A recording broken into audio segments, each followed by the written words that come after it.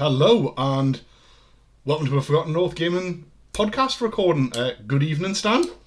Good evening, Scott. Long time no see. I know. In the podcast world. In the podcast world, yes. So, in our mission, as we said, to try to get a bit more regular and actually follow through on what we aim to do recordings on, we are going to an event in the forthcoming weekend. Yes, it's been a long time for me.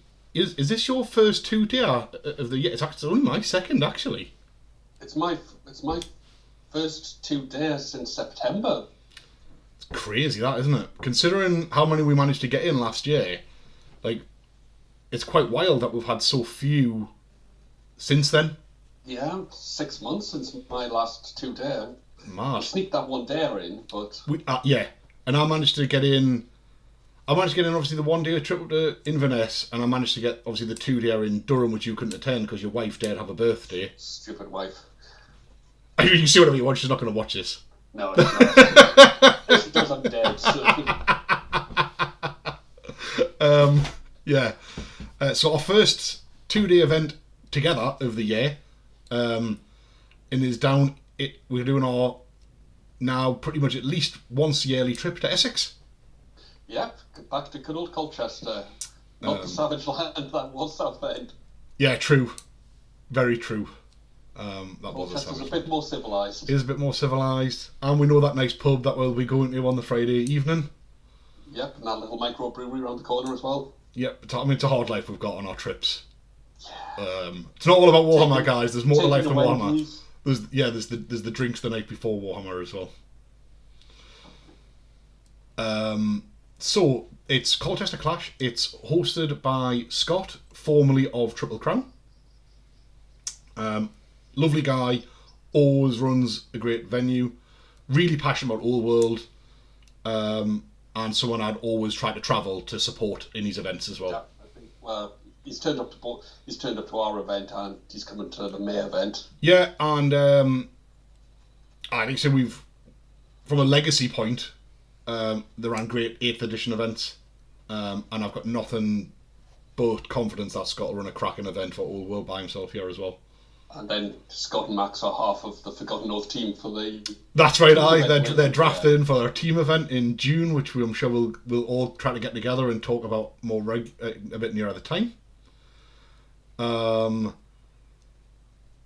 So, before we actually move forward into the lists, I suppose what we each taken. It'll be no surprise probably to anybody who's watched anything on our channel that I'm taking Tomb Kings to the event for a change. Lists ever so slightly different, but I can't pretend that I'm just using it up too much. But I've amended me call again. It's dead stuff. It's what you do. It's dead. It's dead stuff. But I play dead things with a smile because deep down, I have a hatred for all living things. Oh dear, and it's true. But you, however, you'd have taken multiple different armies to various different events. Well, I was looking back, and apart from the very first Warhammer World one, which one you took your dwarfs? When I took the dwarves, I've taken orcs and goblins to every event. Except that very, very first Leodis one, which we barely count.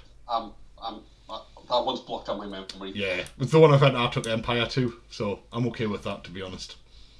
So, as a change from the orcs and goblins, I'm joining the power gamers and going threats. You said it, not me.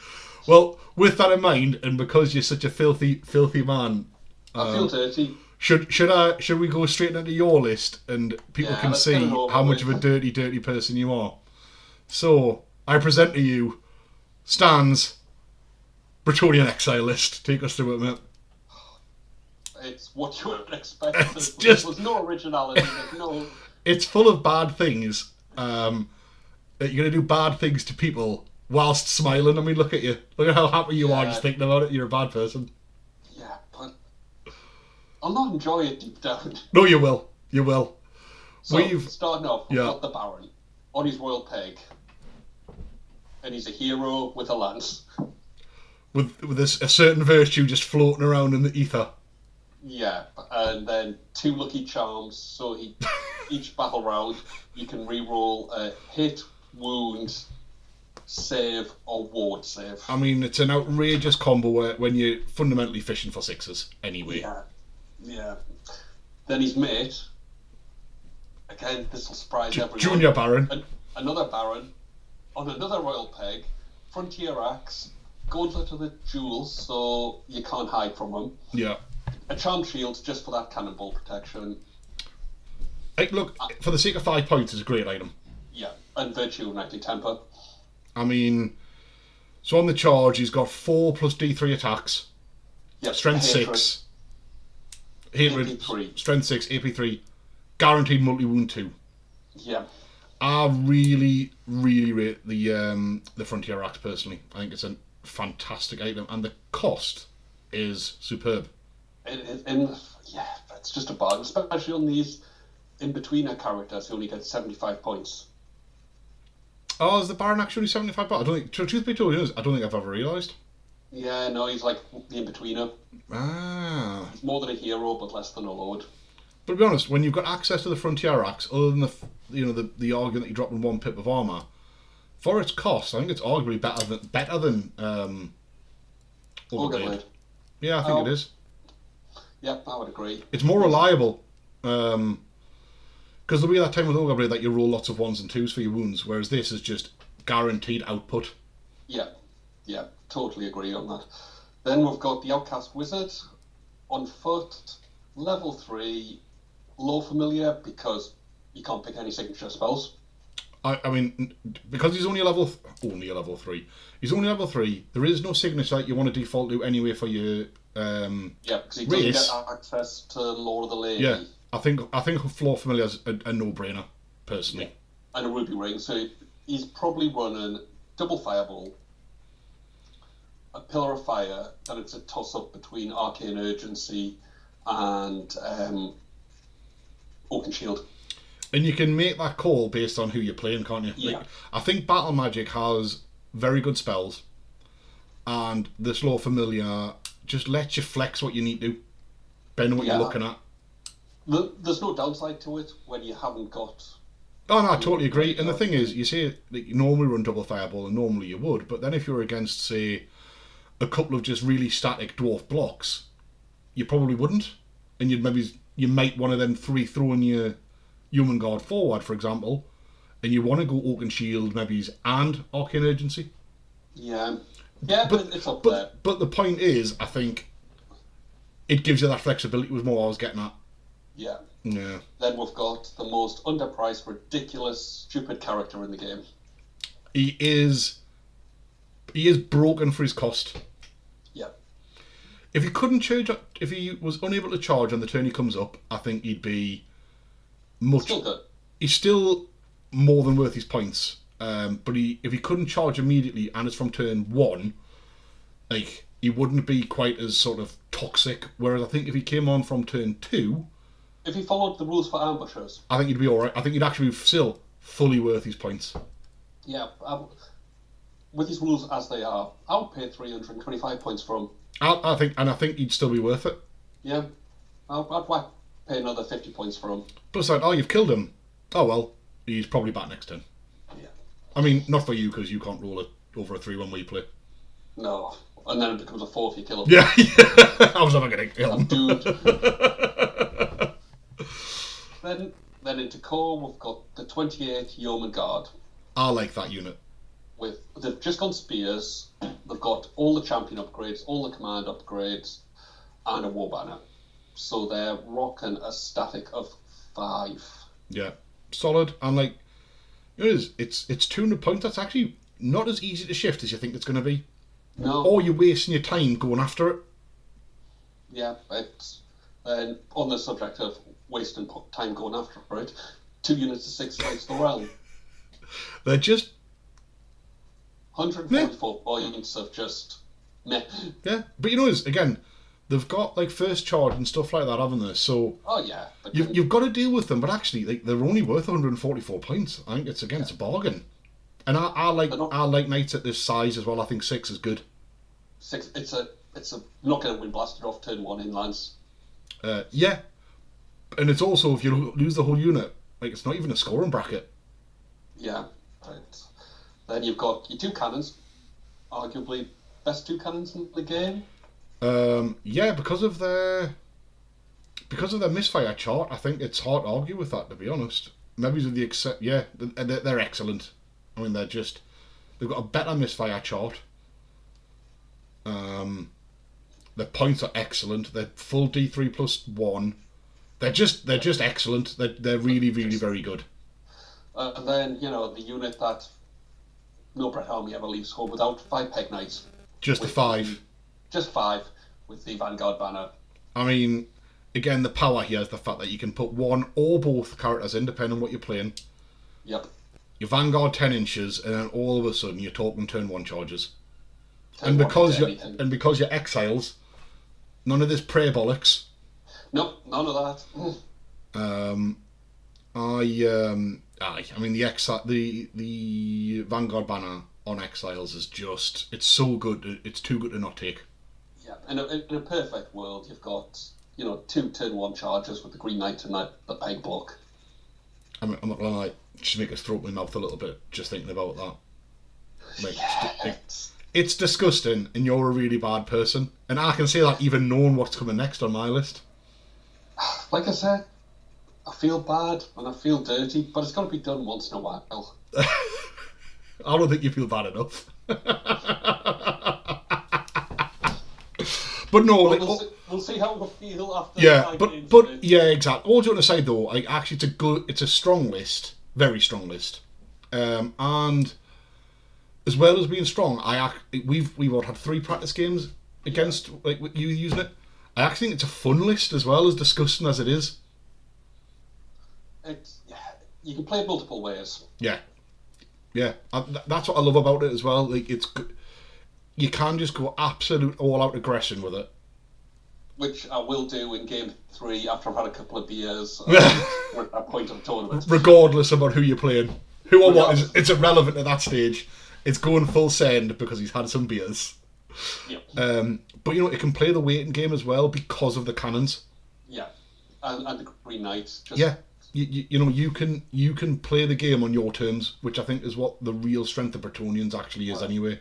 It's like in our last test game, the threat of the Green Knight forced you into an unfavourable deployment. Yeah, just the fact that the Green Knight is available is a power move straight away. Like, you get into your opponent's mind, and you force them to have to counter it, and that if you can impact the person you're playing's movement, and indeed, or more importantly, before the game even starts, the setup, then that's an early win and puts you on the advantage straight away. Yeah, you're immediately thinking about 2 things in turn 1: the Green Knight and the Peg Knights. Yeah, straight away. No, agreed. I think it's a really good list, and I think like anything, there's bad matchups for it, but I think it's a really, really, really good list. Another Brett's list would be another Exiles list. Yeah, I think the worst matchup for this list is essentially your standard Orc Goblin list, or another Orc Goblin list that runs with multiple fanatics. Yeah. Because one thing Exiles definitely don't like are fanatics. Yeah, that's what the realm's up there for, chucking in fanatic bait. And then it's just about how they counter it or how they play it. But I think it's a really good list, and I think anyone who enjoys Bretonnians would recognise it as a good list. Yeah, I think it's got legs. It's a 40-man GT. We'll see. Oh, yeah. Well, with that then, we go on to my list, which is a much smaller screen. So I have my effectively tried and tested Tomb King. Your Tomb King build. My Tomb King build. Changes is either a Sword of Might or a double-handed weapon. Yeah, and the only reason he's fundamentally got Sword of Might is for the Green Knight. Because otherwise the Green Knight would go into me King and I'd literally be stuck there for the entire game. Yeah. They wouldn't kill each other. The Green Knight would never kill him. But my god, it would be awful.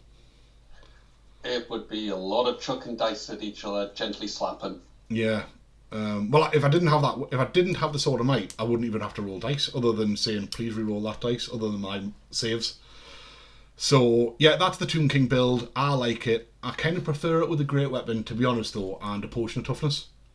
But in a world where the Green Knight exists, so does the Sword of Might.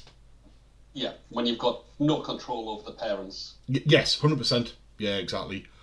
We then got me High Priest, who is a bit different to normal, because I'm trying something a bit different this time. This time he's still on a dragon.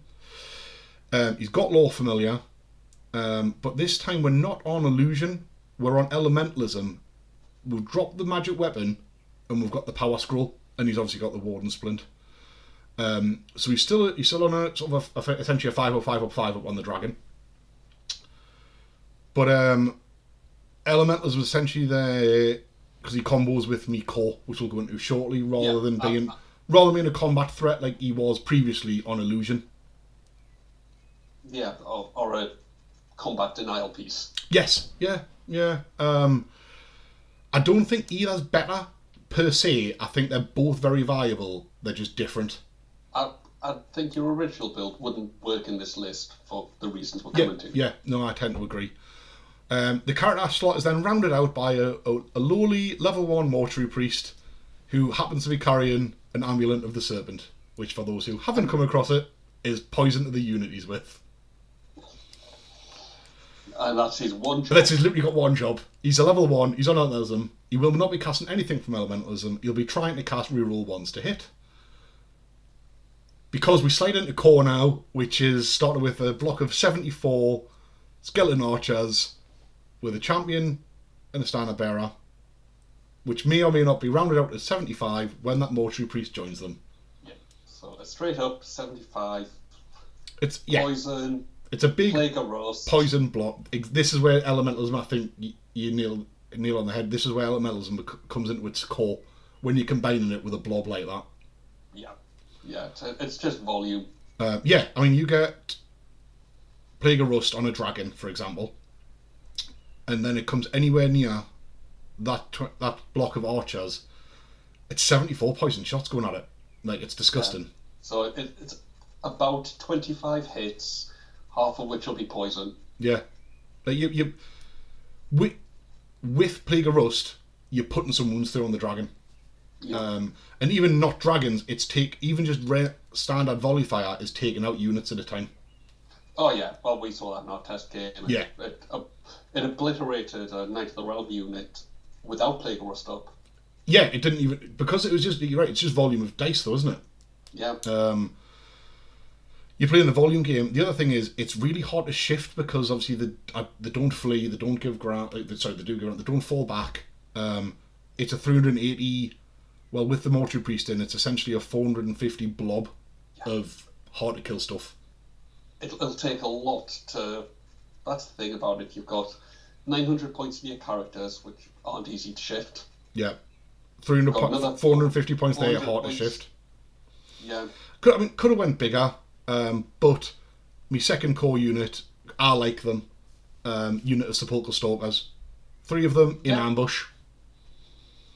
I think they're a great answer to War Machines, and I think they're excellent at killing other chaff, because actually they're 2 attacks apiece with a strength 5 with the halberd, and D3 strength 4 attacks with AP 1 as well. And good at killing dwarves. They're good at killing dwarves, which is always a bonus. And their range attack is magical, so they can kill things like Banshees if they're left in the open. They can attack the Green Knight, and if they do hit and wound with their range attack, it's D3 wounds.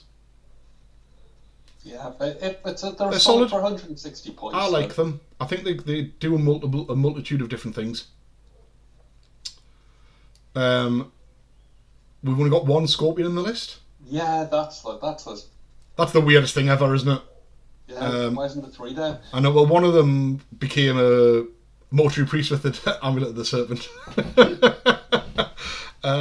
1 Scorpion in ambush again as well. Like I've got 4 drops in this list with the other 2 things in ambush. With ambush being voluntary, you don't. Yeah, and that's it. If I'm massively out dropping, I don't want to ambush, I don't have to. But fundamentally, I can get away with only 4 drops because me rare, as you can see on the screen, is 2 Necrosphinxes. Yeah. So it's 4 flying behemoths in the list. Yeah, it's a lot of toughness 6. Yeah, like the king and the 2 necrosings are T6. All right, the priest only T5, but he serves a different purpose as well in this list, I think. But you've got the 2 sphinxes, the characters, and the blob of archers. That's the drops. Yeah. The other two things are in ambush. I've had we've tested it. We've done some theory craft on it. Like, I think it's a really solid list into an all-comers singles event. You look at that and you've got, I can take the Scorpion, Yeah, and I can take the Stalkers, and everything else. It's hard to shift, isn't it? It then becomes questions. Yeah, and it then comes out to how reckless I play with the behemoths, and I like to play recklessly sometimes. I do, but that's the benefit of having 4 of them. Yeah. You can be reckless with half of them. Yeah, yeah. I like the list. I mean, I love Tomb Kings anyway. I've loved them since I've always played Undead, haven't I? Like in every single edition, I've played Undead. I do particularly love them in this edition as well. Like they're a strong list. Like there's no getting away from it. Similar to what you had with now playing Brett's. Tomb Kings are a faction that will challenge at the top tables because they're just a good list. I think they're a great list. I don't think this is as strong as your tried and tested Grand Army. It's different. I mean, regular one, isn't it?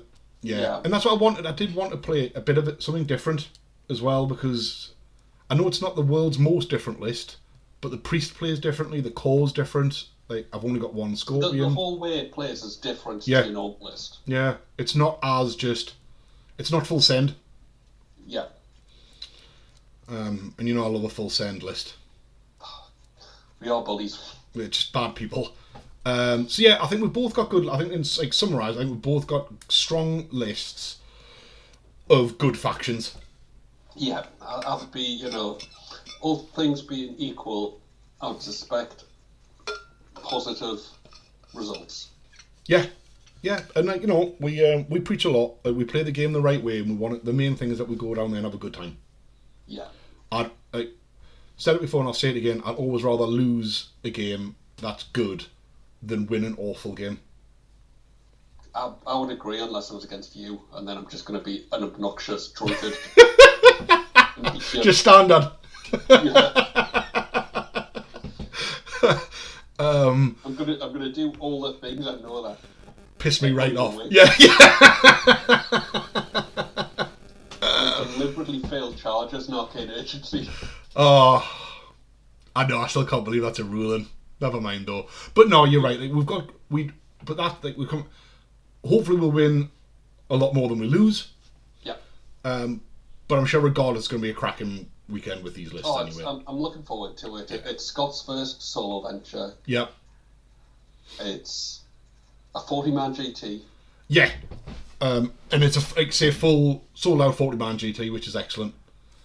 So with that in mind, should we move on to our next little slide? Yep. Let's start doing our profile. So not that we're here to racially profile by any stretch, obviously. You've been a bit dark there, mate. That's because whilst I've been sitting here, it's the lighting has changed, so I can only apologise that I've now gone dark because it's now dark outside and the screen that I'm looking at is not bright anymore. So please apologise the fact that I now look a little bit dull. So I'll amend that for next time. I'll actually put my light on. But this is how you look when you're waiting outside people's houses in the bushes. Lurking. So what we've got now in front of for those who are watching is a sort of a breakdown of the armies that are present. Unfortunately, the time high level at the time of producing this, there was one person who hadn't submitted their list past the deadline, which is shameful. I know. Boo! I can't remember who it was, but boo! Not that you spoilt my pie chart. I think what's not interesting, but we briefly chatted about, didn't we? There's a really good representation of most races. There's not a runaway. No, so Tomb Kings are the most prevalent with 6, and I don't think that's probably a surprise to anyone. No. First army out the block, and they're strong, and they're good box set. The good box set, and they're easy to paint. Yeah. And they ignore half the game. As is the right way. Yeah. But yeah, you ignore so much of the game. If you're new to it, they're a great army because you can just ignore. Yeah, if you don't play Mortal Cult especially, and you just want to play Grand Army, like actually, Tomb Kings are weirdly a very good starter list. Yeah. And then the next tied ones, you've got Brets and Orcs and Goblins, which were obviously Brets, the other army first out the box, and then Orcs and Goblins, the first then released army. Yeah, and always been widely available, never really gone away. Yep, and always been a popular army anyway. Like, everyone enjoys Orcs and Goblins, and it's one of those kind of armies almost every collector has. Yeah, I think you feel the itch to do it. Everyone's got an Orc and Goblin army, because everyone deep down just wants to wah. It's just the craziness. Everyone's got that crazy side. Everyone's got that crazy side. But then you just got a good then split really across the board, haven't you? Like, I think the surprising ones for me are 3 Chaos Dwarfs. Yeah, that's... and 3 Dark Elves. 3 Dark Elves. On the other side of it, we've got no Ogres or Skaven. Yeah. Not the Skaven, sadly, not a surprise. Yeah. Ogres... Which I think is a shame, but not surprising with their rules. Again, Ogres, I think they've got some legs, but I think it takes someone... They're not very forgiving. Yes, I agree. I've now had one game into it at the Team England meetup test day, and I was a little bit scared of them, to be honest, because in the block he had a Slaughtermaster on Illusion with the Tenderizer, and he also had a Tyrant with the Ogre Blade, and I was like, oh my giddy aunt, like, I don't want to go anywhere near that. That's outrageous. Like, but I think they've got... They've got weaknesses. Oh, yeah. Would love it. Yeah. But yeah, so it's a shame not to see Ogre. What I think is lovely, though, is that 14 out of the 16 armies are available. Are there. Yeah. Like, all 5 of the Force of Fantasy are there in multiple ways. All of the Ravening Hordes are there, and then 5 out of the 7 Legacy armies are there as well, which I think is just a really good and healthy thing for the game. And I like it. Like, we've been convinced. Well, we had one when it was was it like 10% was Warriors of Chaos? Yeah. And I think that's what's almost a bit surprising is that Warriors, there's only 3 out of the 40. Yeah. I think that is quite surprising because I think they remain very much a top tier list. Yeah, definitely. But I think so anyway. I think so. People moving away from the dragons. And more and more armies are now available. So, like, obviously the Dwarf range is fully out. You've got the Orcs and Goblins range fully out. You're seeing it here. Like, obviously High Elves are now released and out. 2/3. 2/3. Enough. I think there's only one Beastman player there, which is a shame. I rate Beastman. That's been the story of the year for us. It has.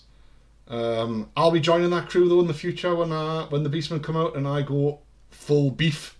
You're going full mad cow. I'm going full mad cow. I'm going to moo at people from across the table and then run at them with a Doom Bull. Hopefully they take it the right way, otherwise I could be arrested for being really aggressive. Or it could be the fact that I've got a massive cow hat on and mooing at people. Like I said, well up for a Warhammer World tournament. If you go with your mad cow hat on, with your mad cow list, I'll go with this squig list and a squig onesie. I mean, to be seen then, ladies and gentlemen, we'll absolutely have to make that happen at some point. So then, I suppose we can take that and then delve into it a bit more detail. Yeah. Which then takes us to the actual breakdown of armies and how those races break down, whether they're Grand Army or one of their sort of subcategories. And one thing I will put this right at the start for if the person who's playing is watching, I have made one other slight error. Turns out that the High Elves aren't both Grand Armies as I first thought. One of them's actually a Creation War host, or however you pronounce it. High Elves, they're all just snooty, pointy-eared buggers. No offence, Kyle, but yes. Both one is ours. But I think that again shows the possibly even in a better way or in a more thorough way the nice spread of armies that we've got that we're going to see at the event. Like, at this point, sorry, go on. I'm surprised there's not more mortuary cult. Yes, because I do. I mean, obviously originally I was going to be playing mortuary cult, non-dragon mortuary cult. In fact, no behemoth mortuary cult. I was going to go full foot troop essentially. I think mortuary cult's arguably one of the strong. Not even that arguably is one of the strongest armies in the game. So to only see one of them there is a surprise. Tomb King Grand Army stands out a lot. Like that's like there's 4 of them in the lead. I think I say a lot. There's then 3 though of multiple other forces. Yeah, it's interesting that only Orcs and Goblins and Tomb King have fully exploited their arcane journals. Yes, because the Brets are very much either Grand Army or indeed Exiles. Yeah, straight down the middle. Is that straight down the middle split? No, it's no. There's 3 Exiles and 2 Grand Army. But I think, to be fair, I think that also shows that both standard Bret Army and Exiles are both incredibly strong. Yeah. I think they're both very good lists. And obviously, some hero playing Trollhorde. Aye, I mean, whoever that is clearly just a legend. Because it's arguably one of the funnest and themed lists to come out of the Arcane Journals for me. Yeah, no Empire Arcane Journals. Yeah, a little bit. Obviously, there's only 2 Empire players. I was a little surprised that one of them wasn't going with the Arcane Journal. You just want to see lots of war wagons from Null, didn't you? Yeah, I just want to see war wagon army. Yeah. No surprise that none of the warrior Arcane Journals are represented. Although Halcyon Wolves of the Sea at an event, I think Heralds are. I think the core requirement is just poor. I don't think you get enough bonus for what you're sacrificing. Agreed. Yeah, no, I tend to agree. Otherwise, another one I'd say I was definitely surprised of is that both dwarf players have gone Grand Army, and no, I don't, at least unless my data's wrong, so I've just gone off BCP, and I'm surprised no one's going Royal Host. Yeah, or even an X-Force. Yeah, it makes it unless I misread it, but I'm fairly sure they're both Grand Army, and I'm shocked because I think both the dwarf Arcane Journals, for different reasons, are very, very strong. We'll have to have a double check on that, because that does seem a bit dubious. Yeah. There's nothing wrong with Grand Army. No, dwarf Grand Army is solid. I just think the other Arcane Journals are actually both arguably better if you play a certain way from each one. And no one's got a Cathay army. Well, I bet you some people are starting Cathay armies after that announcement. I bet the 3D sculptors have got armies out already. Be interesting to see how their rule, because obviously at the minute, like, as it has been throughout history, assuming level of generalship is equal, Warhammer's essentially a rock paper scissors game, isn't it? In many respects. I mean, other than dice being dice, but like scissors beat paper, paper beats rock, rock beats scissors. Yeah, it is very linear. It is linear. It'll be interesting when a brand new aspect like Cathetas come into the mix. How does that affect the current status quo? It'll be interesting to see. And God, I mean, Cathetas going to be well in the future. We also expect that there's going to be more updates in the meantime. God knows what's going to happen in the meantime to continue to drive the meta, because I think the meta's moved a lot. Like you say, if we go back to our last event, almost a third of the field was Warriors of Chaos. Yeah, they're now less. Dragons. It's now less than 10%. The meta is moving quickly. We're still not even at everything out and everything available. Yeah, stage. Exactly. I think it's coming. We're getting there, though, aren't we? We're not far left to go. Hopefully. I think our Christmas prediction ones when we said did we see everything out by the summer. Summer, yeah. I think what I'll try to do after this event maybe is build on the data a little bit, and we can maybe when we do our review of the weekend, I'll go into the list a little bit more and pull out sort of volume of dragons, etc. Just out of interest. Just because you know I like to nerd over Excel documents, and I also like to nerd over Warhammer. So producing this kind of data is just an absolute dream for a sad sack like me. Just remember, two-winged dragons aren't real dragons. Like half dragons, aren't they? Like pretendy dragons. Wannabe dragons with massive bases. Dragons from Wish. Wish dragons, Temu dragons. But yeah, good. In summary, as you can see, a good mix of armies, good mix of the books, which I really like. Looking forward to seeing the Troll Horde because I love the Troll Horde theme. Looking forward to seeing Liam's Nomadic War. On a totally separate one, because it's just popped into my head. Ooh. And no one said the balloon. Yes. Sky Junkies, Uh-huh. comes on a new base size. Oh, does it? Is it even? Is like, it massive? Oh. A part of the dog decided to just. I don't know. It just says it comes on an all new base size. I wonder if it's a 150 square. Because I mean, I'm just guessing because it looks big. It looks tall. I wonder if it's something like maybe a 75 square. Tell you what, that's going to be hard to position and move around, isn't it? It just looks huge. Yeah, well, exactly. I mean, it looks stunning, and I'm definitely getting one when it comes out. I think my top pick of them has to be the Sentinel. Oh, I mean, that looks beautiful. It's hard because a lot of it looks lovely. Actually, I like the Longma as well. Yeah. The reality is that it was a release of stunning models.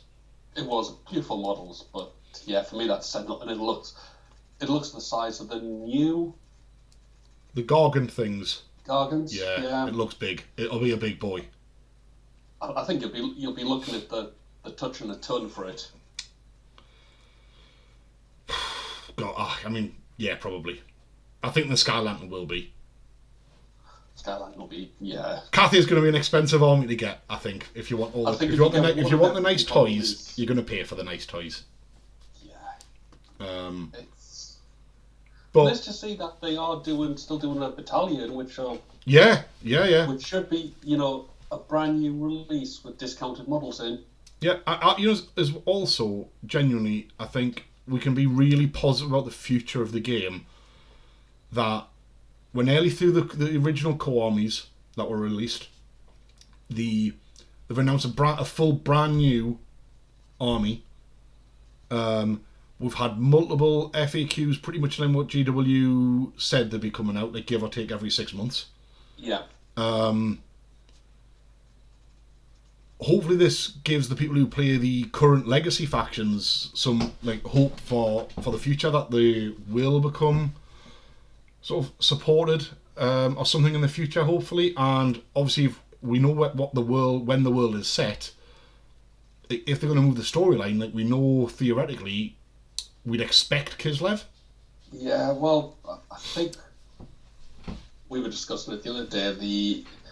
According to the leaks for the new Cities of Sigma book, all the Dark Elves have been removed from it. Yeah, well, again... So, anyone out there that wants Dark Elf models... Get them now. Buy them immediately. Because, again, for the story to move on, you've kind of got to have Dark Elves come in as a faction. Yeah. To explain how what happens with the elves, and then Teclis coming across, blah, blah, blah, blah, blah. Yeah. Yeah, no, but that's interesting, as we've seen that they're not afraid to axe lines to No, well, they did it with Beastman, didn't they? So it'll be interesting. I'm just really positive about the future of Old World, to be honest. And I know we always get on here, and it always comes across that I just sort of I'm really positive about it. But I am really positive about it. I've loved Old World. At least the last year or so, I've loved Old World. And I think going forward, it's in a really good place, and I think it's going to continue to be a really good product, and the forthcoming stuff is even more exciting. I think this year is going to be a really exciting year. Agreed. Yeah, I totally agree. Because from day one, we knew what was coming. We knew we had all the Ravening Hordes and all the fantasy book stuff. And now, once the last two come out, we're in new territory. Unknown territory. I know, it's exciting. But I suppose with that kind of, we've gone a little bit off piece, but draws the end of the pre-event chat. Yep. So then we'll report back in a week. That is this weekend coming, which is the first weekend of April, and hopefully very soon after that, maybe within the week after, we will try to do a review chat and get something out as well to sort of talk about how the weekend went, which I know we've failed to do on multiple occasions, but we're going to try to get much better at doing it going forward. Yeah, I think we just need to push ourselves. I think it's been a mad start to the year. Yeah. So bear with us, but for anyone who has stuck with us and is continuing to watch us or listen to us, thank you very, very much. It's very much appreciated. Thank you. And we'll see anyone that's down there, come and say hello. Yeah, please do. And then we will see you all, or you will see us, on the review show. Yep. Thank you very much. See you all. Good night. Bye-bye.